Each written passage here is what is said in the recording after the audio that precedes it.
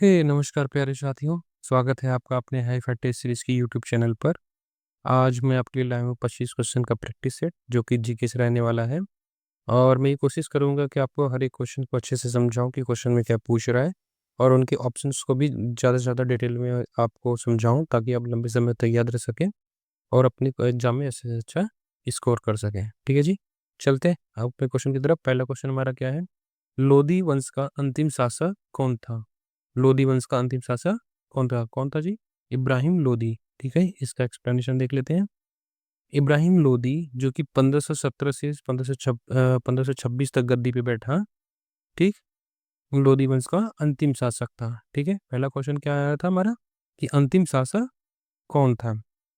अंतिम शासक कौन था? वो तो इब्राहिम लोधी था, अंतिम शासक। ठीक है, फिर दूसरा क्वेश्चन क्या है? कब से कब तक था? 1517 से 1526 तक। ये उससे रिलेटेड चीजें निकल के आ रही हैं। तीसरा क्या था कि वो उसको किसने हराया? उसने बाबर ने हराया। किसने हराया था? बाबर ने हराया था। कब हराया था? 1526 में हराया था। कौन से युद्ध में हराया था? तो पानीपत के युद्ध में हराया था। ठीक है जी, तो ये देख लेंगे। जिसे बाबर ने पानीपत के प्रथम युद्ध में 1526 में हराया था। ठीक है जी। अन्य विकल्प जैसे दौलत खान लोधी, ये तो पंजाब का सूबेदार था, इसका तो कोई मतलब ही नहीं है इस वंश से। सिकंदर लोधी इब्राहिम लोधी का पिता था। बहलोल लोधी क्या है? बहलोल लोधी तो जैसा आप जानते हैं ये तो मोस्ट इंपॉर्टेंट क्वेश्चन है और ये बार बार पूछा जाता है। ये कौन था? लोधी वंश का संस्थापक था। ठीक है जी, लोधी वंश का संस्थापक। तो लोधी वंश का संस्थापक का कौन था? बहलोल लोधी। ठीक है, बढ़ते अगले क्वेश्चन की तरफ। अगला क्वेश्चन क्या हमारा? अगला क्वेश्चन है दूसरे गोलमेज सम्मेलन के दौरान भारत की तरफ से महिला प्रतिनिधि कौन थी? ठीक है, तो इसका सही सही ऑप्शन क्या हो जाएगा? सरोजनी नायडू। ठीक है, इसका एक्सप्लेनेशन देख लेते हैं। सरोजनी नायडू जो कि दूसरा गोलमेज सम्मेलन कब हुआ था? 1921 में हुआ था। इसकी प्रतिनिधि कर रही थी। ठीक है, बढ़ते अगले क्वेश्चन की तरफ। अगला क्वेश्चन क्या है? सिंधु सभ्यता की मुद्रा में किस देवता के रामतुल्य चित्रांकन मिलता है? मतलब सबसे ज्यादा जो वैल्यू दी जाती है किस देवता को दी जाती है सिंधु सभ्यता में? कौन थे वो तो सबको पता है। आद्य शिव किस रूप में थे? पशुपति रूप में थे। ठीक है, इससे एक्सप्लेनेशन देख लेते हैं। इसका क्या एक्सप्लेनेशन है? मोहरों पर एक योगासन, कौन से आसन में बैठे हैं? मतलब कौन सी मुद्रा में है? योगासन में बैठे देव का चित्र है जिसे पशुपति महादेव आद्य शिव माना गया है। ठीक, बढ़ते अगले क्वेश्चन की तरफ। अगला क्वेश्चन क्या है? निम्नलिखित में से कौन सा हड़प्पा कालीन स्थल गुजरात में है? गुजरात में था या है? मतलब था भी, अभी भी है। तो कौन सा था जी? लोथल। कौन सा था? लोथल। इसका एक्सप्लेनेशन देख लेते हैं। लोथल गुजरात का प्रमुख हड़प्पा स्थल है जो अपने प्राचीन बंदरगाह के लिए प्रसिद्ध है। किस लिए प्रसिद्ध था? ये भी याद रखना आप। कौन सा, मतलब कौन सा था? गुजरात में था। कहाँ पे? लोथल। ठीक है, दूसरा क्या था कि किसके लिए फेमस था? बंदरगाह के लिए। किसके लिए? बंदरगाह के लिए। ठीक है, अन्य ऑप्शन जैसे कालीबंगा कहाँ है? राजस्थान में। रोपड़ कहाँ है? पंजाब में। वड़ावली कहाँ है? हरियाणा में। इस तरह इसको भी याद रखेंगे। ठीक है, बढ़ते अगले क्वेश्चन की तरफ। अगला क्वेश्चन क्या है? विश्व प्रसिद्ध ग्रंथ इलियड व ओडेसी के रचनाकार थे? कौन थे? ट्यूसिडीडीज या होमर, पाइथागोरस, हेरोडोटस। तो इसमें कौन सा ऑप्शन सही हो जाएगा? होमर। कौन हो जाएगा जी? होमर। इसका एक्सप्लेनेशन देख लेते हैं। यूनानी कवि होमर ने ये दो महाकाव्य रखे, कौन सा? इलीड और कौन सा था? इलीड और ओडेसी। ठीक है, और जो अलग से ऑप्शन क्या है? ट्यूसिडीडीज व हेरोडोटस। ये क्या थे? इतिहासकार थे। तो ये तो आपको पता ही होगा। इतिहास के जनक कौन थे? हेरोडोटस। ठीक, पाइथागोरस कौन थे? ये तो गणितज्ञ थे, आपने खूब पढ़ेंगे पाइथागोरस प्रमेय। ठीक है, बढ़ते अगले क्वेश्चन की तरफ। क्या है अगला क्वेश्चन? निम्नलिखित में से किसे ऑटोबायोग्राफी ऑफ मैडम क्यूरी का हिंदी में अनुवाद किया? किसने ऑटोबायोग्राफी ऑफ मैडम क्यूरी का अनुवाद किया? किसने किया था? गोविंद बल्लभ पंत। किसने किया था? गोविंद बल्लभ पंत। ठीक है जी, बढ़ते अगले क्वेश्चन की तरफ। अगला क्वेश्चन क्या है? 17 दिसंबर 1940 को किसने व्यक्तिगत सत्याग्रह आंदोलन स्थगित किया? शुरू भी किसने किया था? महात्मा गांधी जी ने। उसको बंद किसने किया? महात्मा गांधी जी ने। ठीक है, अब बढ़ते हैं इसका एक्सप्लेनेशन की तरफ। महात्मा गांधी थे। नेहरू पहले सत्याग्रही थे, पर जो उसको स्थगित किया तो किसने किया था? गांधी जी ने किया था। ठीक है, पढ़ते अगले क्वेश्चन की तरफ। एक लिंग महात्म्य ग्रंथ में बप्पा रावल को बताया गया है। बप्पा रावल क्या थे, किस वंश से थे, मतलब एक तरह से तो क्या थे वो, यदुवंशी थे। क्या थे, यदुवंशी थे। ठीक है जी। बढ़ते अगले क्वेश्चन की तरफ। ये किसने कहा था कि हमें सूखे वृक्ष की जड़ों पर प्रहार करना चाहिए, शाखाएं तो अपने आप गिर जाएंगी। ठीक है जी। किसने कहा था, बाजीराव प्रथम ने। किसने कहा था, बाजीराव प्रथम है।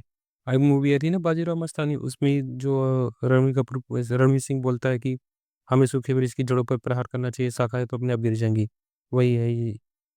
ठीक है। बढ़ते अगले क्वेश्चन की तरफ। अगला क्वेश्चन क्या है, हूणों का सर्वाधिक संघर्ष निम्न में से किसके साथ हुआ था। ठीक है। क्या ऑप्शन है, चंद्रगुप्त, घटोत्कच, स्कंदगुप्त, समुद्रगुप्त। किसके साथ हुआ था, स्कंदगुप्त के साथ। ठीक है। हूणों का सर्वाधिक संघर्ष निम्न में किसके साथ हुआ था, स्कंदगुप्त के साथ। ठीक है। स्कंदगुप्त ने हूणों को पराजित किया। ठीक है, समझ गए, तो यही उसका एक्सप्लेनेशन था। बौद्ध धर्म का विभाजन किस काल में हुआ। बौद्ध धर्म दो भागों में विभाजित हुआ ना, किसके काल में हुआ था, किसके काल में हुआ, किसके काल में हुआ, कनिष्क के। किसके, कनिष्क के। इसका एक्सप्लेनेशन देख लेते हैं। चौथी बौद्ध संगीति में विभाजन, हीनयान और महायान दो भागों में बढ़ गया बौद्ध है। महायान और हीनयान, मतलब एक मूर्ति पूजा के में थे, एक मूर्ति पूजा के खिलाफ थे। ठीक है जी। और किसके किसके शासन काल में बताइए, कनिष्क की। ठीक है। बढ़ते अगले क्वेश्चन की तरफ। जूनागढ़ अभिलेख किसकी जानकारी उपलब्ध करवाता है। जूनागढ़ अभिलेख किसकी जानकारी उपलब्ध करवाता है, किसकी करवाता है, शक शासक की। किसकी, शक शासक की। ठीक है जी। इसका एक्सप्लेनेशन देख लेते हैं।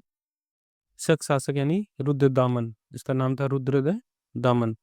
ठीक है। इस अभिलेख से रुद्र दमन की जानकारी मिलती है। ठीक है जी, शक शासन में। इस अगले बढ़ते अगले क्वेश्चन की तरफ। और अब अगला क्वेश्चन क्या है, उत्खनित प्रमाणों के अनुसार पशुपालन का प्रारंभ हुआ था, किस काल में हुआ था, हमसे ये पूछ रहा है। तो किस काल में हुआ था, मध्य पूर्व पाषाण काल में। कब हुआ था, मध्य पूर्व पाषाण काल में। ठीक है। इसका एक्सप्लेनेशन देख लेते हैं। एक्सप्लेनेशन था ही नहीं। ठीक है। बढ़ते अगले क्वेश्चन की तरफ। खाद्यान्नों की कृषि सर्वप्रथम प्रारंभ हुई थी, खाद्यान्नों की कृषि सर्वप्रथम प्रारंभ हुई थी किस काल में हुई थी, नवपाषाण काल में। नवपाषाण काल में। ठीक है जी। इसका एक्सप्लेनेशन क्या है, इसी काल में मानव कृषक बना। सबसे पहले कृषि कब आई पिक्चर में, हमारी दुनिया में कब आई थी, नवपाषाण काल में। ठीक है। बढ़ते अगले क्वेश्चन की तरफ। अगला क्वेश्चन क्या है, मध्य पाषाणिक संदर्भ में वन्य धान का प्रमाण कहाँ से मिलता है। सबसे पहले चावल या मतलब धान का प्रमाण कहाँ से मिलता है, हमसे ये पूछ रहा है। ठीक है। कहाँ से मिलता है, चौपानी मांडव से। कहाँ से, चौपानी मांडव से।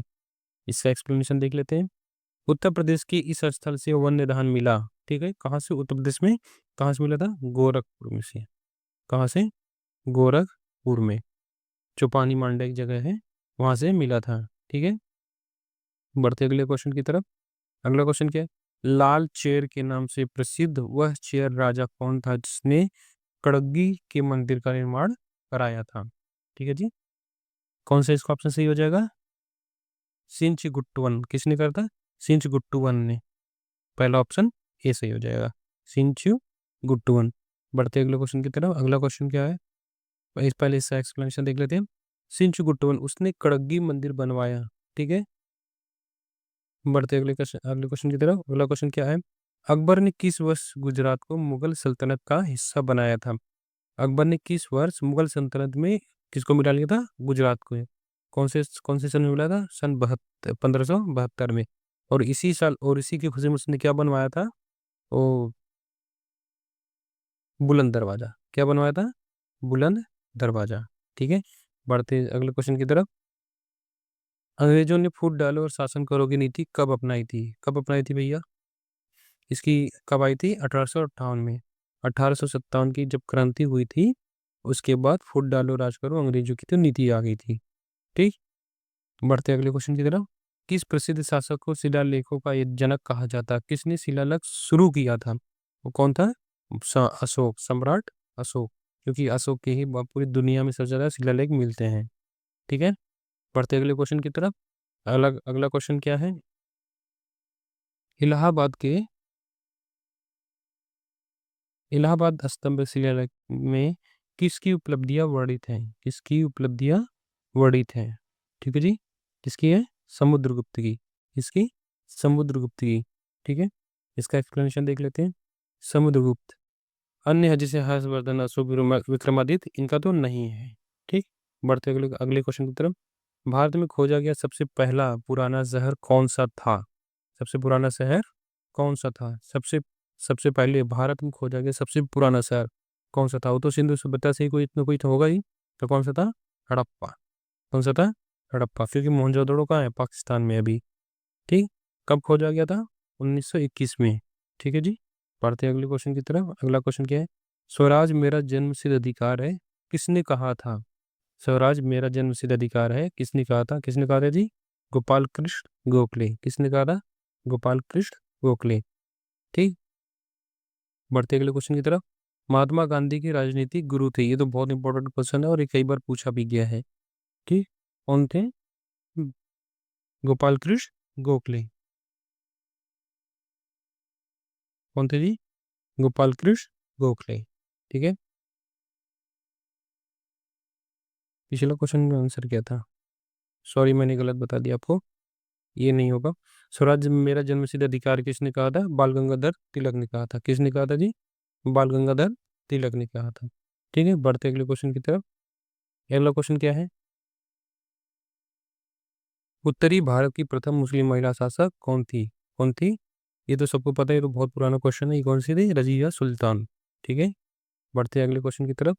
सिंधु सभ्यता का पत्तन नगर बंदरगाह कौन सा था? पत्तन नगर बंदरगाह कहाँ था?